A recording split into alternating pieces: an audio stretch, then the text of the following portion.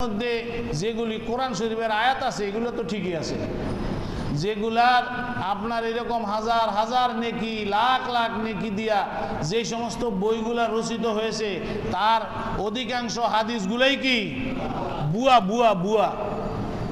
কোনো জায়গায় যদি বুয়া আর ভালো জিনিস মিশা যায়, কোনো জায়গায় যদি বুয়া আর ভালো জিনিস মিশা যায়, তাইলে যে বুয়া আর ভালো জিনিস চিনে না সে ওইখানে যাওয়া উচিত।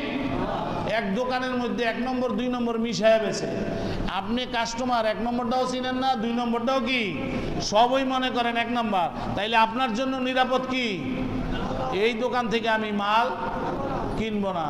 তাইলে যে সমস্ত বইয়ের মধ্যে এরকম 1 নম্বর আর 2 নম্বর মিশাল আছে, এই মিশাল বইগুলি যে 1 নম্বর আর 2 নম্বর তমিজ করতে পারে না তার জন্য পড়া বৈধ নয়, কারণ উল্টা পাল্টা লাগায় বলে।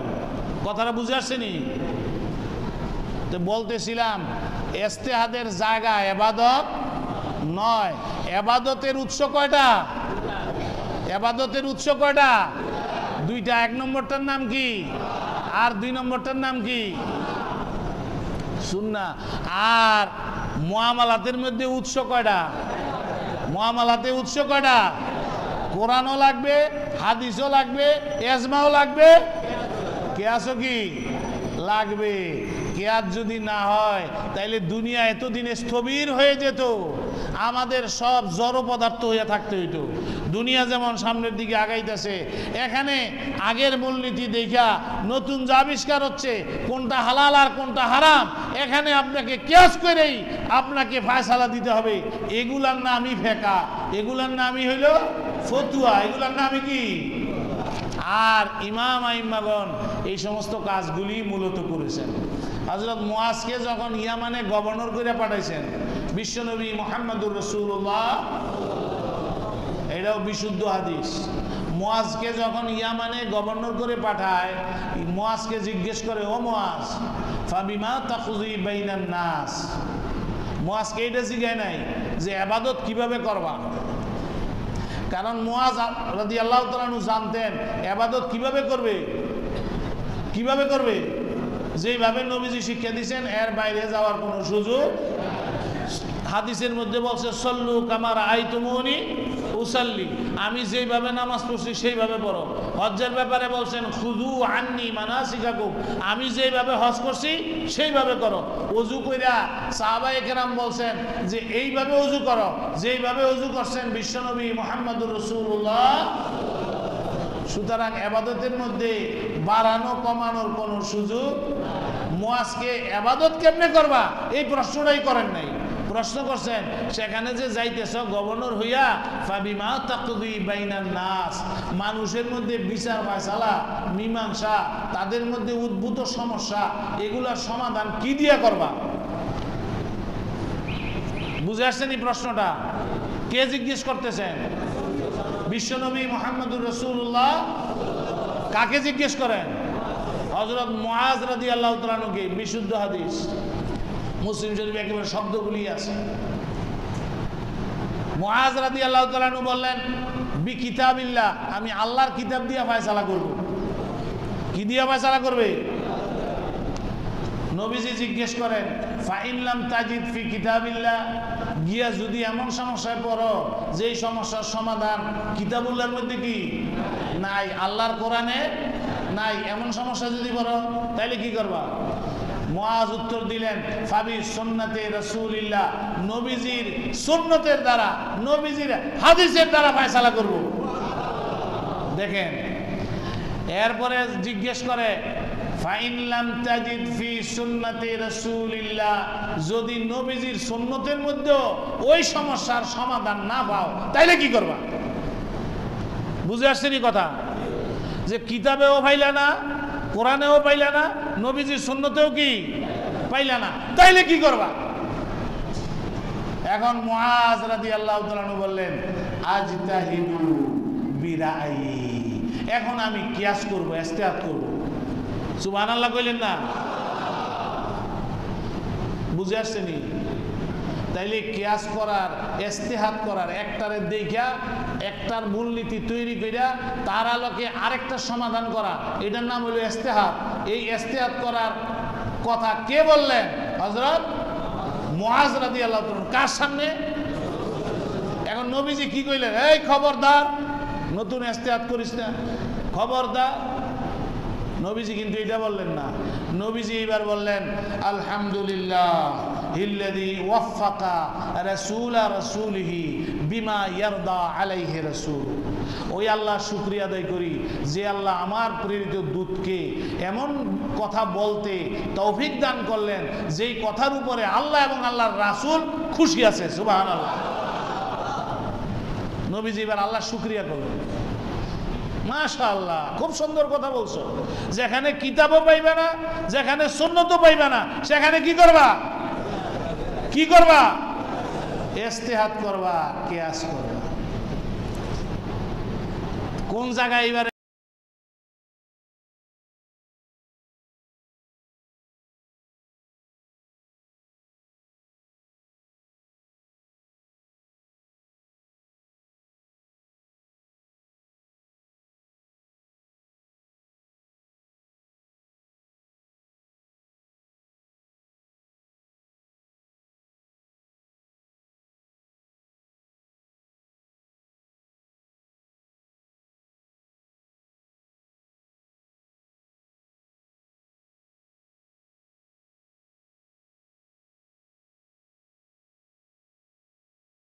অনুসরণ যে ইবাদতে করতে হবে এইটাতে প্রশ্ন ছিল না। প্রশ্ন ছিল মানুষের মধ্যে উদ্ভূত সমস্যাগুলি কেমনে সমাধান করবা। কয় কোরআন দিয়া, না পাইলে সুন্নত দিয়া, না পাইলে ইস্তেহাদ করব। কি করব? তাইলে বোঝা যায় ইসলামী শরীয়তের উৎস শুধু কোরআন আর হাদিস নয়। হ্যাঁ, ইবাদতের মধ্যে ওই দুইটাই উৎস, কিন্তু পূর্ণাঙ্গ ইসলাম শুধু ইবাদত দিয়া নয়। আমাদের জীবন কি ইসলামের বাইরে? আমরা ইবাদত যেমন আল্লাহর তরিকায় করব, ঠিক আমাদের জীবনটাও পরিচালনা করব কার তরিকায়? বিশ্বনবী মুহাম্মদুর রাসূলুল্লাহ সাল্লাল্লাহু আলাইহি সাল্লামের তরিকায়। এর বাইরে যাওয়ার কোনো সুযোগ। আরো একটু কথা এই প্রসঙ্গে আগামী সপ্তাহে বলবো ইনশাআল্লাহ। আজকে হইল মে দিবস। কি দিবস? শ্রমিক দিবস। প্রায় শতাধিক বছর আগে আমেরিকায় কিছু শ্রমিক তাদের অধিকারের জন্য জীবন দিয়েছিল। তাদের সেই জীবনদানকে কেন্দ্র করে বিশ্বব্যাপী দিবসটি যথাযোগ্য মর্যাদায় পালন করা হয়। শুধু মে দিবস না, তার সাথে আরেকটা শব্দ আছে। কি? মহান। মহান মে দিবস।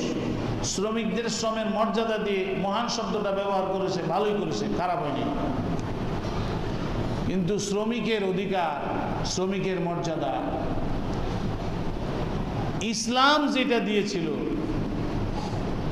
এই 100 বছর আগেরও আগে, 1400 বছর আগে বিশ্বনবী মুহাম্মদুর রাসূলুল্লাহ যে অধিকার শ্রমিককে দিয়েছিল, প্রত্যেকটা শ্রমিক যদি সেই অধিকার জানতো তাইলে সব থুইয়া তারা শুধু আন্দোলন করত, আমরা ইসলাম ছাড়া অন্য কিছু মানি না। দুঃখজনক, দুর্ভাগ্যজনক, ইসলাম শ্রমিকদের এবং শ্রমের যেই মর্যাদা দিয়েছে, বিশ্বে আর কোনো ধর্ম তো নয়, আর কোনো তন্ত্র মন্ত্র এত মর্যাদা দিতে পারে নাই। দেখেন আল্লাহর নবী হযরতে আদম আলাইহিস সালাম, তিনি কৃষি কাজ করতেন। কি কাজ করতেন? হযরতে নূহ আলাইহিস সালাম তিনি ব্যবসা করতেন। হযরতে মূসা আলাইহিস সালাম তিনি গরু ছাগল চড়াইতেন। হযরতে দাউদ আলাইহিস সালাম তিনি কামারের কাজ করতেন। কিসের কাজ? কামার। কামার চিনেন তো? ওই যে খন্তি, কোদাল, দাও, ছুরি এগুলো বানায়, যে কামারের কাজ করতেন। বিশ্বনবী মুহাম্মদুর রাসূলুল্লাহ সাল্লাল্লাহু আলাইহি সাল্লাম তিনি একদিকে কৃষি কাজ করছেন, ছাগল চড়ানোর কাজ করছেন, আবার ব্যবসাও করছেন। সুবহানাল্লাহ। আল্লাহ যুগে যুগে সবচেয়ে মর্যাদাবান নবীদেরকে দিয়া শ্রমিকের কাজ করেছেন, শ্রমের মর্যাদা সমুন্নত করেছেন। আল্লাহর নবী মুহাম্মদুর রাসূলুল্লাহ সাল্লাল্লাহু আলাইহি সাল্লাম দাউদ আলাইহিস সালামের কাজের কত যে প্রশংসা করেছেন, বারবার বলেছেন নেমাল কাসবু কাসবু দাউদ। আহারে, দাউদ আলাইহিস সালাম কত না হালাল উপার্জন করতেন, নিজে কামারের কাজ কইরা তিনি তার জীবিকা নির্বাহ করতেন। শ্রমিকদের এই যে কাজ, এগুলার মতো হালাল কাজ দুনিয়ায় আর একটা। আপনি সকাল থেকে সন্ধ্যা পর্যন্ত কন্ট্রাক্ট নিয়েছেন, এত ঘন্টা কাজ করবেন, শ্রমিক আপনি এত ঘন্টা কাজ করে 500 টাকা মজুরি পাইছেন, 100% হালাল পয়সা কামাই আসছে, আলহামদুলিল্লাহ। এরকম ভাবে যত শ্রমিক কাজ করে, শ্রমিকের কাজের মধ্যে তুলনামূলক ভেজাল কম। এজন্য নবীজি শ্রমিকের কাজের প্রশংসা করছেন সবচাইতে বেশি। বলছেন ধনীদের তুলনায়, বড় বড় ব্যবসায়ীদের তুলনায় এই শ্রমিক গরিবেরা হাজার হাজার বছর আগে জান্নাতে গিয়ে ঘুমায় থাকবে। নবীজি নিজেও দরিদ্রের কাতারেই ছিলেন, একজন শ্রমিকই ছিলেন। আল্লাহ রাব্বুল আলামিন শ্রমিকের অধিকার পুঙ্খানুপুঙ্খু বুঝিয়ে দেওয়ার জন্য নির্দেশ দিয়েছেন কঠিনভাবে। ওয়ালা তাবখাসু আন-নাসা আশিয়াআহুম। নবীজি আল্লাহ বলছেন যে কোনো মানুষের অধিকার দেওয়ার ক্ষেত্রে তাকে সামান্যতম ক্ষতিগ্রস্ত করতে পারবে না। বিশ্বনবী মুহাম্মদুর রাসূলুল্লাহ সাল্লাল্লাহু আলাইহি সাল্লাম বলছেন, হাসরের ময়দানে 3 শ্রেণীর মানুষের বিরুদ্ধে আমি বাদী হইয়া আল্লাহর আদালতে মামলা দায়ের করব। কয় শ্রেণী? আল্লাহর নবী বলতেছেন, বুখারী শরীফের হাদিস এটা। আল্লাহর নবী বলতেছেন 3 শ্রেণীর মানুষের বিরুদ্ধে আমি বাদী হইয়া, সংশ্লিষ্ট ব্যক্তির বাদী হইতে হবে না, নবীজি বলতেছেন আমি নিজে বাদী হইয়া তাদের বিরুদ্ধে আল্লাহর আদালতে মামলা দায়ের করব। তার মধ্যে একটা শ্রেণী হইল ওই মহাজন, যেই মহাজন শ্রমিকের কাজ করাইয়া তার যথাযথ পারিশ্রমিক দেয়। যে শ্রমিকের কাজ কইরা যথাযথ পারিশ্রমিক দেয় নাই, সে 2টা গুনাহ করছে। 1 নম্বর হইল তার টাকা সে গ্রাস করছে অন্যায়ভাবে, 2 নম্বর হইল তার অধিকারটা নষ্ট করছে। আল্লাহর নবী বলছেন যে শ্রমিকের মূল্য ঠিক মতো দিল না, তার বিরুদ্ধে আল্লাহর আদালতে আমি বাদী হইয়া মামলা দায়ের করব। আল্লাহর নবী বাদী হাসরের ময়দানে আসামিগুলারে সুপারিশ করে ছুটাইবে কে? আসামিদেরকে সুপারিশ করে ছুটাবে কে? বিশ্বনবী মুহাম্মদুর রাসূলুল্লাহ। আল্লাহর নবী বলছেন শাফাআতি লি আহলিল কাবাইর মিন উম্মতি।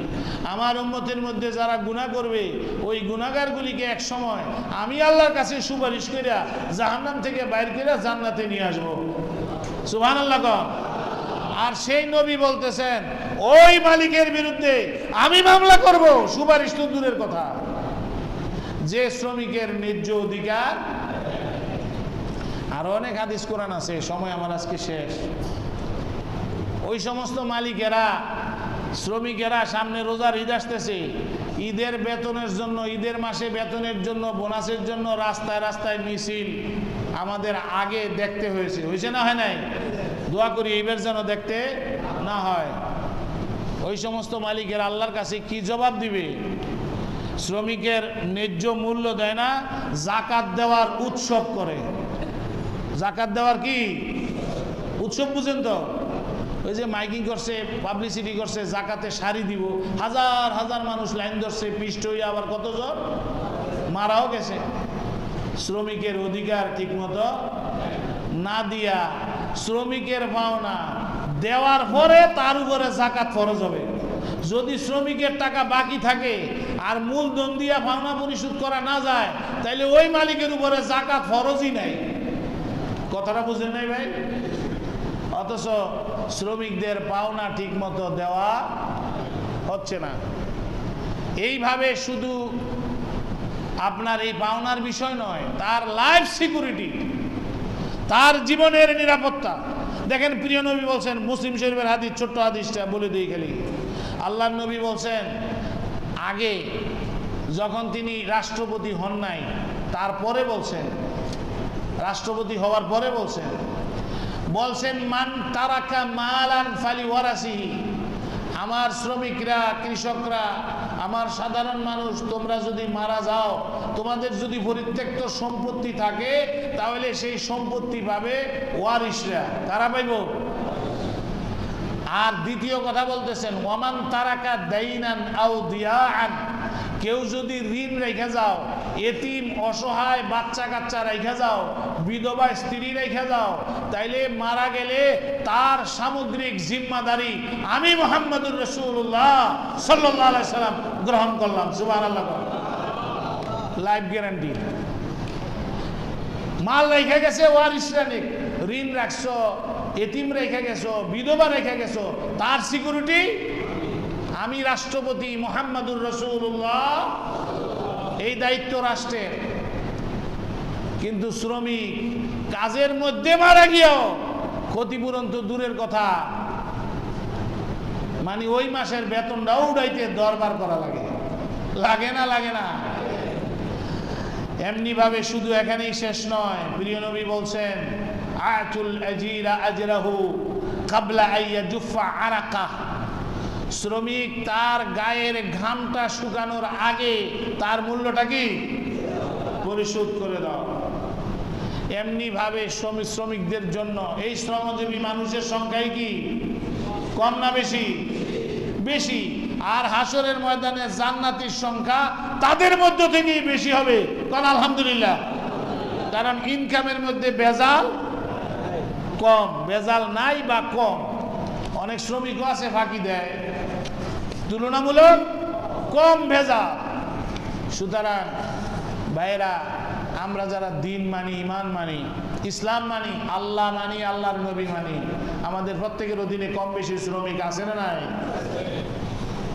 এই শ্রমিক দিবসের জন্য নয়, আল্লাহর কাছে জবাবদিহিতার ভয় নিয়ে আমরা যেন আমাদের শ্রমিকের অধিকারগুলি যথাযথভাবে দেই।